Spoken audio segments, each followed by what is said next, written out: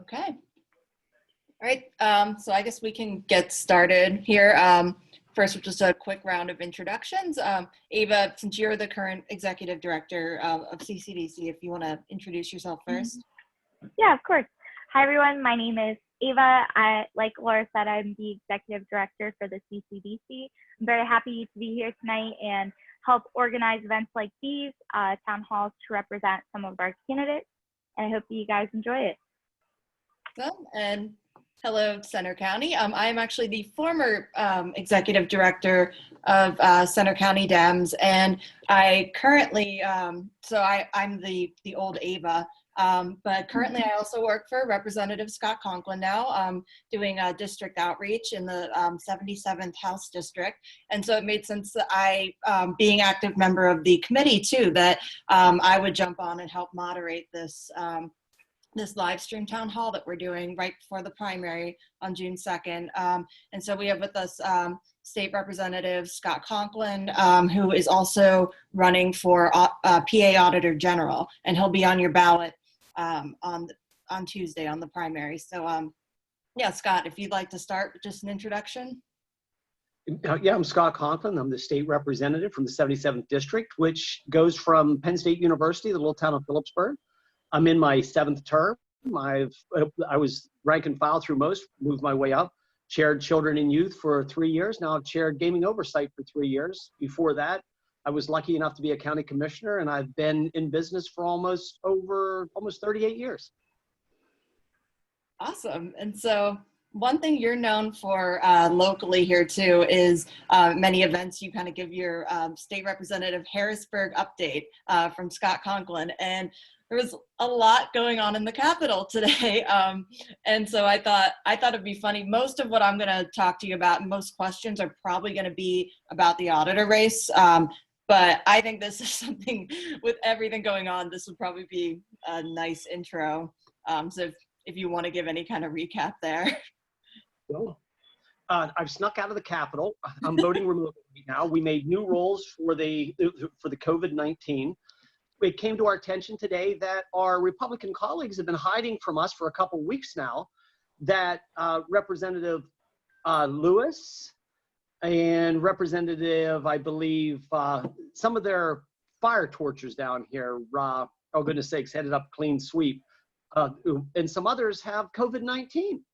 And they decided to come into the Capitol during why they had it. So now we're on lockdown, because of our colleagues who were doing Occupy Harrisburg and the other fun stuff have infected themselves, infected their families, and infected their staff. But outside of that, we're going to pass what we call a 6-month budget.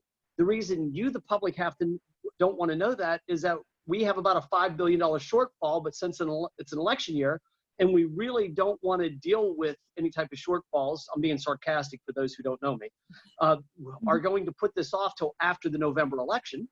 So of course, we the Democrats are voting no because we believe in taking care of our debt now, not later.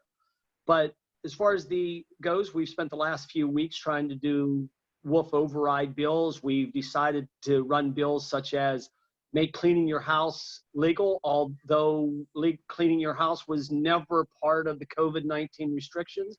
We decided to pass bills to allow you to buy seeds for your garden, although you could go to a seed stores, we're open the whole time. So we're pretty much running bills that either are already done or so nonsense that you can't do it. But that's what we're doing in the brink of a pandemic. Why would you waste a good emergency when you can run as many awkward things as you can? And I apologize for those who don't know me, but I've been known for the Center County updates to give my tongue-in-cheek approach. Or really just the most straightforward, honest approach, which we absolutely are thankful for, I think, as constituents too, because I would rather just know what's actually going on. And we could definitely always rely on you for that. So you know, we thank you for that. And yeah, I can't even imagine what it's like there right now. Actually, some of our members are very scared to go on the House floor. A few of us haven't been going on because we know our colleagues don't wear masks. They bring their children on the floor. And the sad irony of it is the Speaker of the House has made it perfectly clear we will not go home until our leadership goes on the floor and at least allows the votes on all the things he wishes to pass. which means he'll keep us through Christmas if he has to.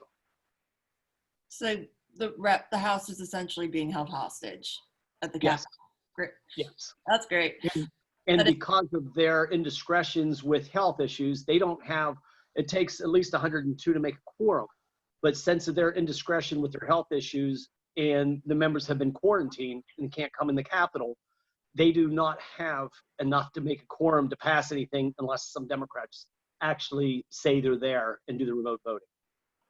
Right. And I would like to add, since especially since I started working for you too, that like what I do much more is watch session. There's a number of ways that you can do that. You can stream House session online, or you can watch it on, I think locally here it's channel 22 on PCN.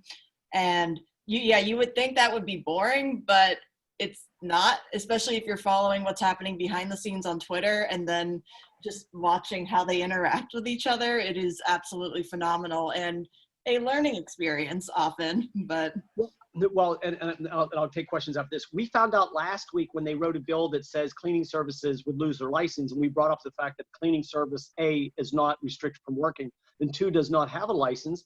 We found out now that the Republican leader, Mr. Cutler, puts the ability to take sales tax equal with that of a professional doctor's license.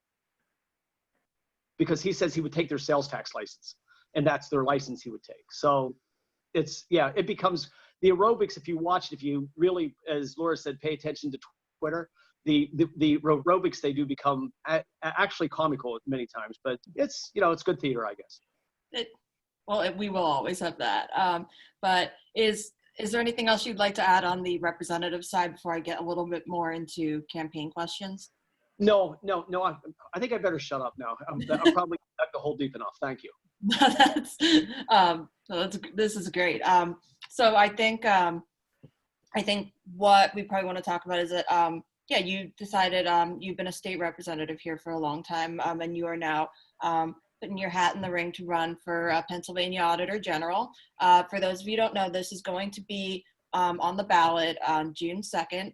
And this is one of the statewide offices who we did have Eugene DePasquale, he's our current Auditor General, who I think we can say on the Democratic panel too has just been excellent. And we've always, he's always been one of our favorite statewide Dems too. But he is actually running for Congress now, and he's terming out. So the seat is open on the Democratic side. So there's a pretty crowded field there too. And our own state representative is running. And so we're just gonna let, the main questions that I've had here are really coming, kind of go into, at least a little detail about really what this office is, because even though Eugene's kind of been like a rock star and people have tuned into it more, for the most part, people don't know nearly as much about what exactly the auditor does. And then, you can just follow up with that and say what you're going to bring to the office. Basically, what the Auditor General does, he is the chief watchdog. I know it sounds corny to say it, but he is the individual, or she is that individual that watches those dollars, what the taxpayers spend. And before I get going too far, I want to let you know there are 6 people running for this, and each one's qualified. It's probably the most diverse, not only ethnicity, but also gender that we've ever had run statewide. And they're all fabulous people to run with. So I want to get that on the table. But as an Auditor General, you're the watchdog. You're the one that has to make sure those tax dollars are spent. For myself, one of the luckiest things I ever had, I tell folks, I ran against Senator Corman and lost by about 1,000 votes. So I became a county commissioner. And that's the best thing that ever happened to me. It gave me that opportunity to actually learn about government. So what does the Auditor General do? The Auditor General oversees the budgets for children and youth. I had to oversee children and youth. I was the chairman in the state.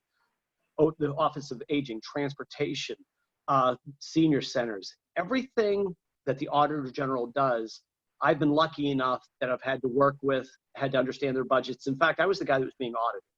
I always tell folks, as the commissioner, I was the guy that had to tell the controller you couldn't spend more money. As a state representative, I'm the guy that actually has to find the funding, the pass-through funding from the federal government and the state fund. And the reason I bring that up is that there's a reason why Eugene DePasquale came from the House. There's a reason why Jack Wagner came from the legislative body. when you look at Barbara Hafer, who's a good friend of mine, she came from the commissioner's office. There's a long history of individuals coming into this job, doing a great job because they understand where those dollars go. It's not a learning curve. So as an Auditor General, it'll be a three-prong attack for myself.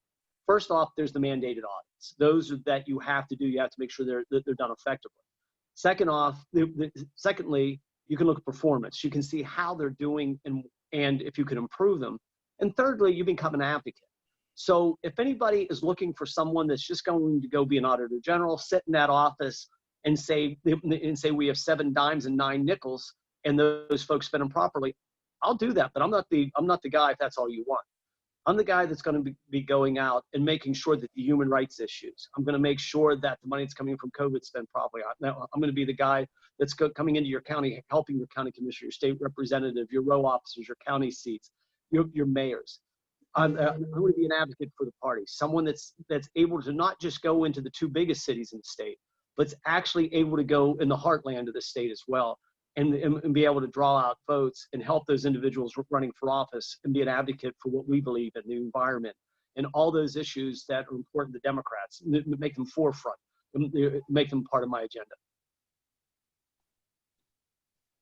Fantastic. Yeah, and I think a lot of, I think that really is important too. I think a number of things that we've seen in your platform that, has been relayed to me when I've spoken with people is that when you talk about these issues too, and not only enlighten people as to what the office really is, and of course every candidate has to do that to an extent and say what uniquely they're going to bring, but what you're actually doing is really providing a lesson in what all of these different levels of government do and how they're interconnected, and which is not something we necessarily see out of every campaign, but is very, very important for actually just keeping our voting body engaged, I think, in every election cycle, which, as you know, in Center County, we take that pretty seriously.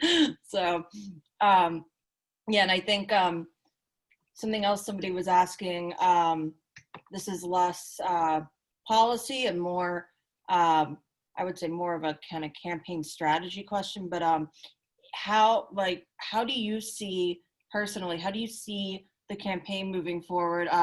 If you win the primary too, how do you see things moving forward campaigning in COVID times? Is there any maybe insight, being somebody in government too, do you have more insight in like where we think the state's going, what we're actually going to be able to do as volunteers and campaign staff?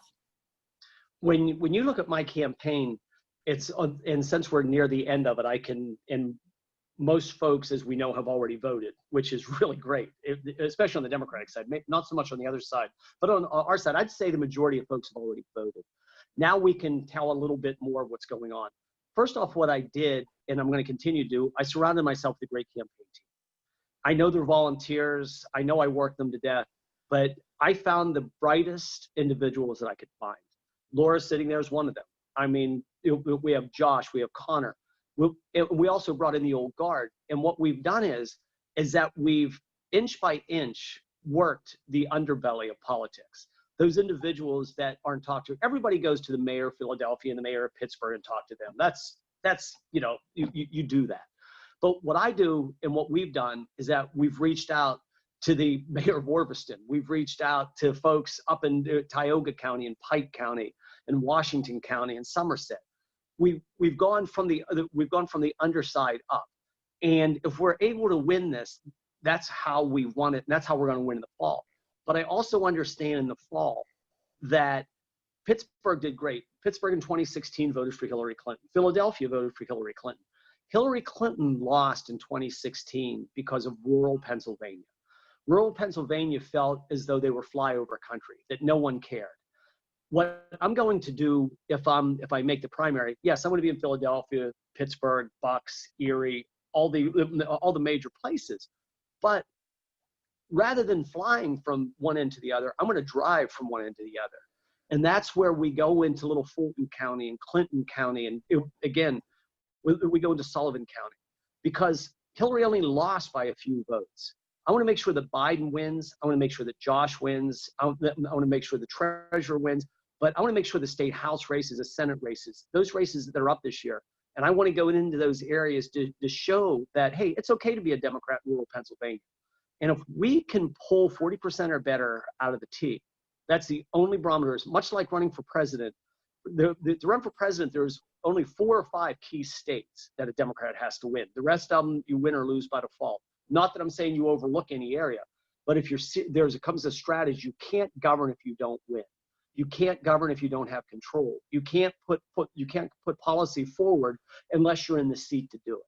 So our strategy will be very simple in the fall. We're going to continue to use those folks who have helped me in the primary, not to abuse them, but to use them to the greatest part of their potential because they have it. And the second part we're going to do is that we understand that those major metropolitan Democratic areas are going to be hot to vote for Biden. We're going to be there, but we're going to also be those places where we can prop up Biden, where we can prop up our own votes. And we're going to turn those Democrats out who normally won't vote or normally don't feel they're important. We're going to go there and we're going to we've already hit 67 counties, and we're going to continue to do that through the fall. And to be quite honest with you, I'm going to throw a name out there, love him, hate him, I don't mean anything of this. John Fetterman won because he understood rural Pennsylvania was important. I don't think Tom Wolf knows how important John Fetterman was on that ticket. John Fetterman still comes out and he visits us today. That's the type of campaign I'm going to run. It's going to be that type of campaign just to keep drawing those individuals out who feel forgotten.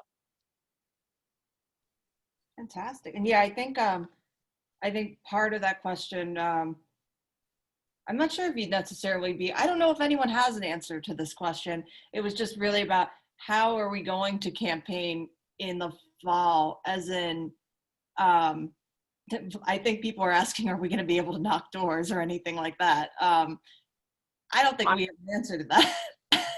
I would say when you look at what's happening today, that when you look at the Capitol, I'm backing. When you look at what happened in the Capitol today, look and see what's going on.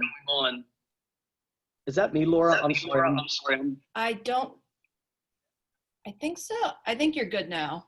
Okay. Zoom. Nope. I'll try to do my best.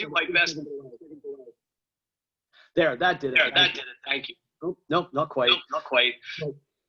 But to win this race in the fall, to win Joe Biden in the fall, it's going to take that underground.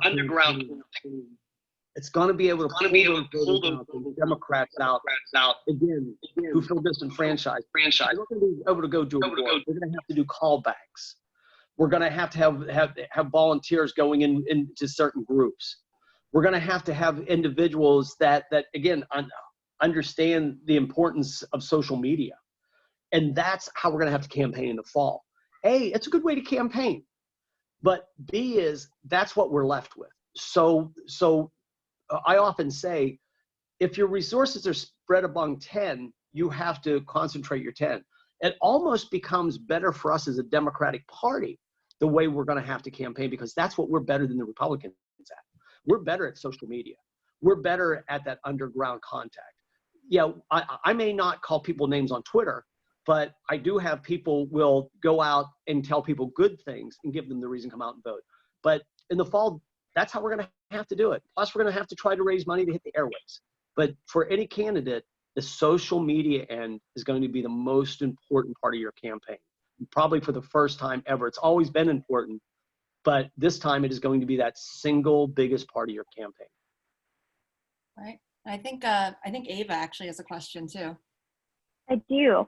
So do you think that the state legislature should get rid of the balanced budget amendment so that it can increase spending and reduce taxes to get the economy going due to COVID-19?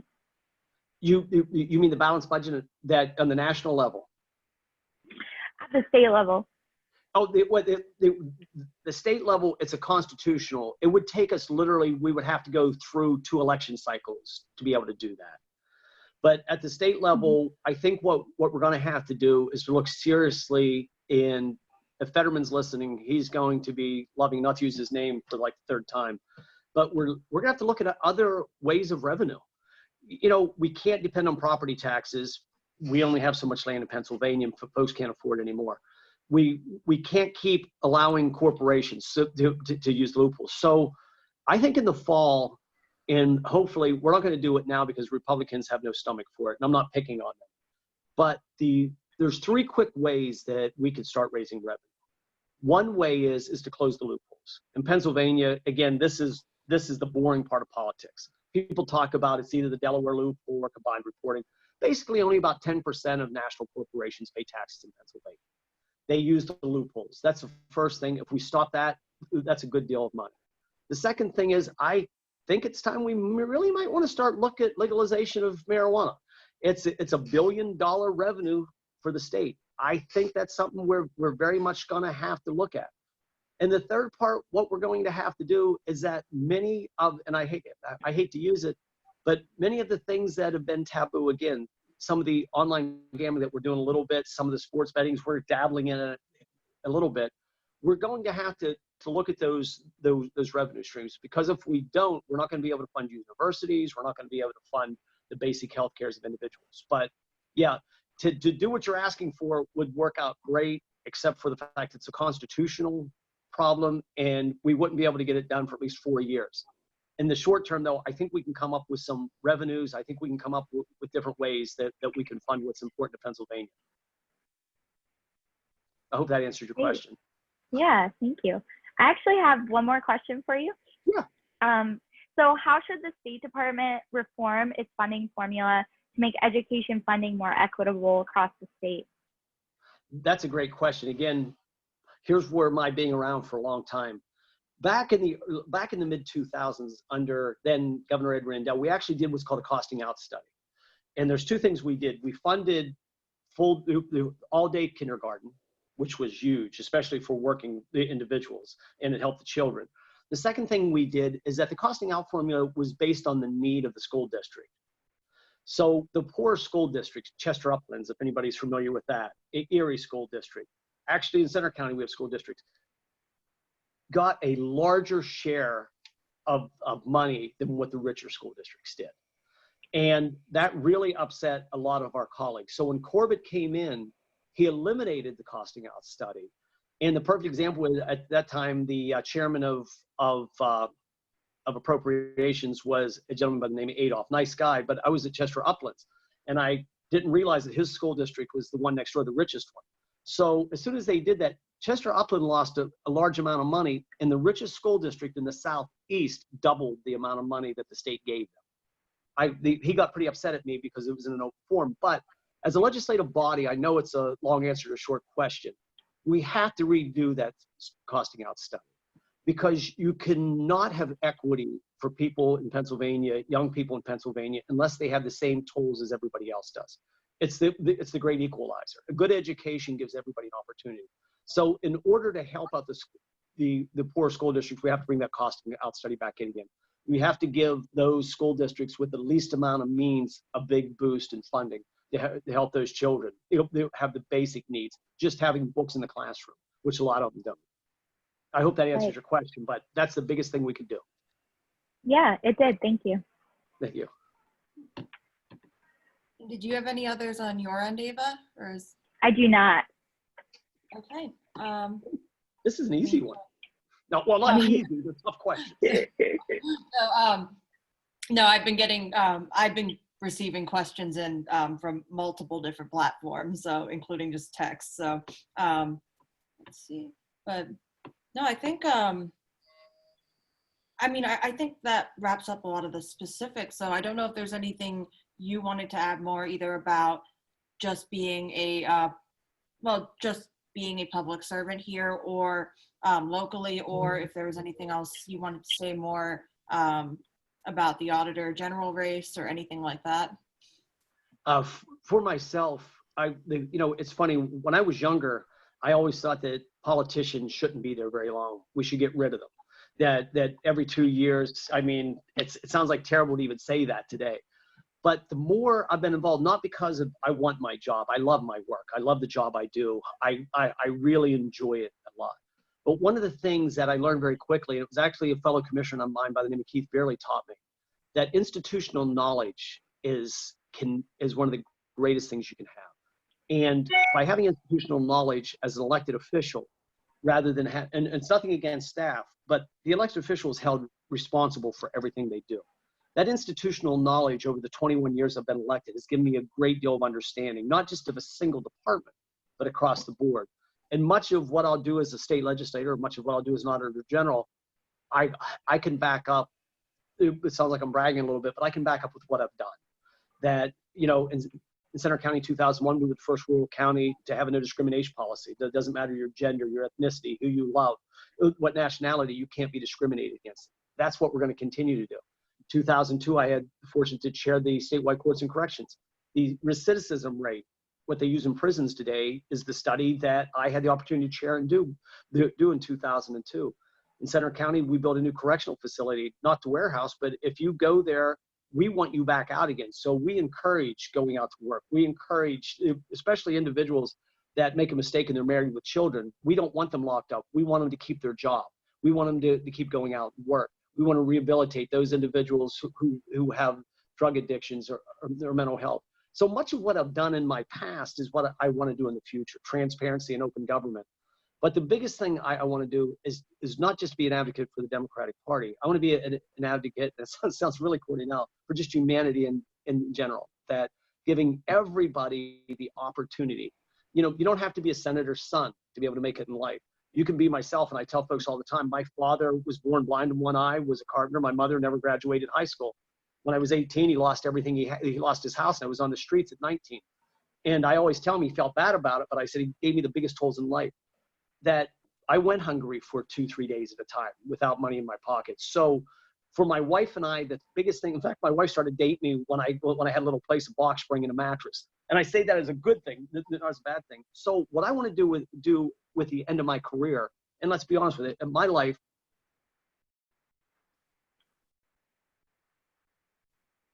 Oh, hold on. nope, Anywhere, stay back. stay there. Hold No, on. that was embarrassing. Hang on. That was embarrassing. I apologize for that. I tried to shut it off. But yeah, as we get on, I want to make sure that those individuals who are coming up in politics, those individuals that are getting started in politics, that we can help them, you know, that not to be a mentor, but most of all, help them in politics. But I want to do, as we do the 5 years, try to do the right thing with everything we do. Every action we take, I want to do for the right reason and just do the right thing, not because of a particular party or particular situation, but because it's the right thing to do. I think those are great closing statements too. Yeah, I think that's a great way to wrap it up. And of course, I'll give the reminder too that in the Auditor General race, Representative Conklin is the recommended candidate on behalf of the Center County Democratic Committee. He'll be first on your ballot, so you know, I'm happy to be here to give that plug. But yeah, I think we should be pretty good to wrap up. Thank you again, Scott. I've known you for a long time too. Thank you for everything you do, everything you've been working on in this election cycle, and for being here with us tonight. Thank you all for listening. And if you have any questions, if you can't get a hold of me, I know somebody you can get a hold of, Laura. Yeah. Thank you. So, all right. I'm the host, so I can end the meeting. But all right, thanks for joining us, everybody. And we're recording this, but we'll have this link up so you'll all be able to see this on Scott's social media. But all right, have a good night, everybody. Night. Thank you.